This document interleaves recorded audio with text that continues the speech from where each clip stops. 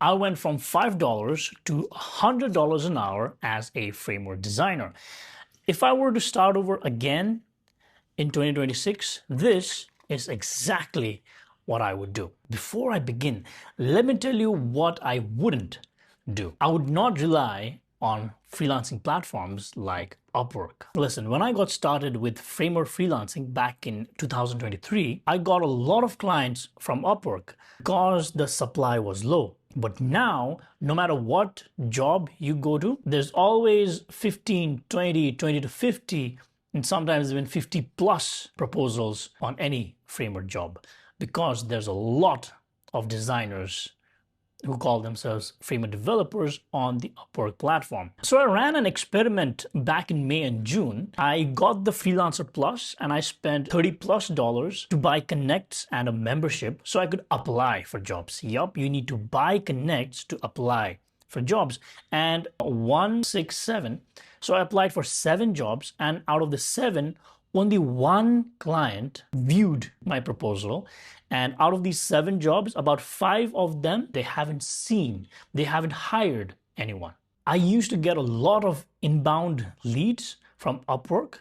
I was a top-rated freelancer back in the day, but it doesn't take long for you to lose the top-rated badge.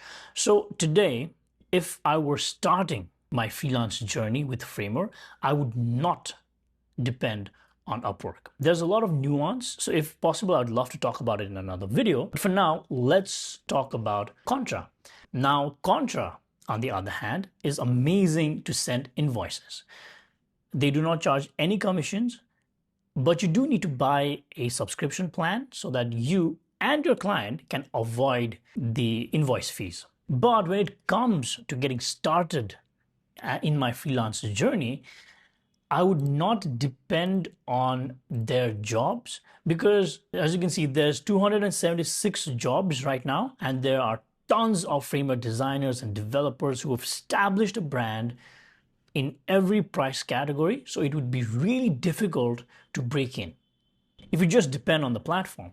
But when you do get a client, you should definitely send an invoice through this platform. So now, moving on to what I would do. Number 1 is to join communities to be around like-minded individuals. It can be any community that you're already interested in: web design, framework, graphic design, motion design, or you can even create your own community. Trust me, joining community will help you avoid burnout, and I've learned that the hard way. Being around people doing the same work as you motivates and pushes you when you don't feel like working. Shout out to Wes and the Framer Money Club. Fun fact, my first Framer opportunity was not a client work. I was helping out in the old framework community. So this is back in 2023. And a team member from Framer saw that I was helping out in the community, and they offered me a part-time job as a support specialist at Framer. Moving on, number 2, increase my offer range. In 3 years of my freelancing with Framer career, I have only ever offered Figma to Framer work. So I used to take already designed Figma file and then convert them to Framer sites. But a lot has changed in the past 3 years, and because of AI, a lot has changed in just the last 1 year. So I cannot charge what I was charging for the service that I was offering. So now I'll be offering more than just development. It can be design, or it can be any other website adjacent topics like SEO, AEO, website audits, migration, page analytics. Whatever can help my clients' life be easier, I would like to offer that. And I may not be a master of these domains yet.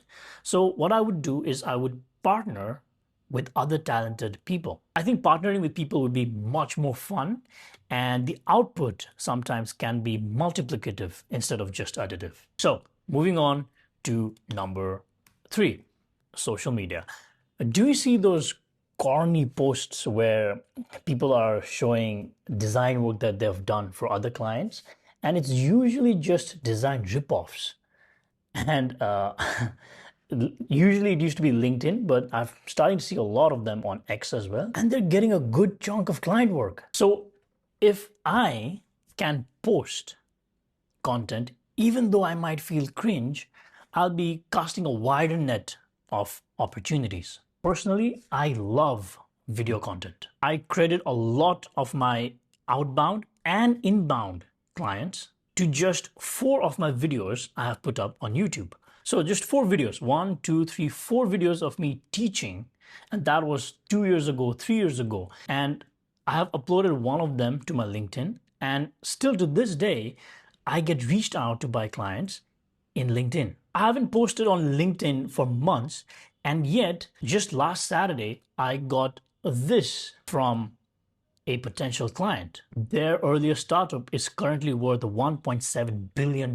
If you have a social media presence, no matter how small or big, clients will reach out to you.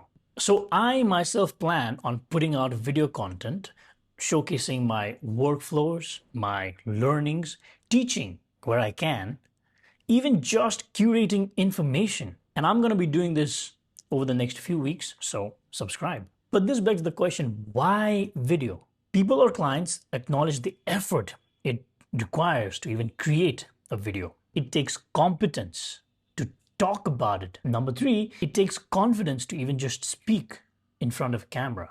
And all of these signal to potential clients that you can communicate value. All right, now moving on to number 4, to create assets that work while I sleep. So it can be anything from templates to design kits to how-to articles. More places that people can find me, the better. I regret not doing this in the past 3 years, but now putting up templates is so much easier than before. I am creating a framework course myself. What better way to show competence than to teach it to others? Now, moving on to number 5, which is to go offline, to go beyond just my desk. I want to see if in my city or in your city, if you can conduct a workshop teaching Framer, or how to integrate Framer into the design workflow, or how one can integrate AI into the current workflow with Framer. It can be workshops, or it can just be meetups even. If you just arrange a meetup, you get to meet other Framer designers, and that's always nice.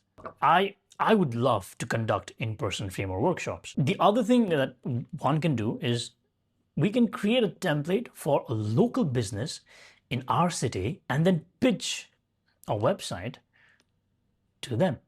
So these are the 5 things that I would do if I were starting over my Framer freelancing journey. In fact, I am kind of starting my journey. If you take a look at my Contra dashboard, you will see that in 2026, I have done just 2 jobs. Web 1 was for $200, which I finished in 2 hours. Apart from that, I've only done 1 real client work in the past 8 months. And the reason is because I have been taking kind of a break. So now that I want to get back into Framer full time, I will be running these experiments. I'll be posting videos, I'll be showing my workflows, I'll be documenting my process. So if you'd like to follow along, subscribe, turn on the notification bell, and see if this works or not. P.S. If you need more motivation, you should read this book.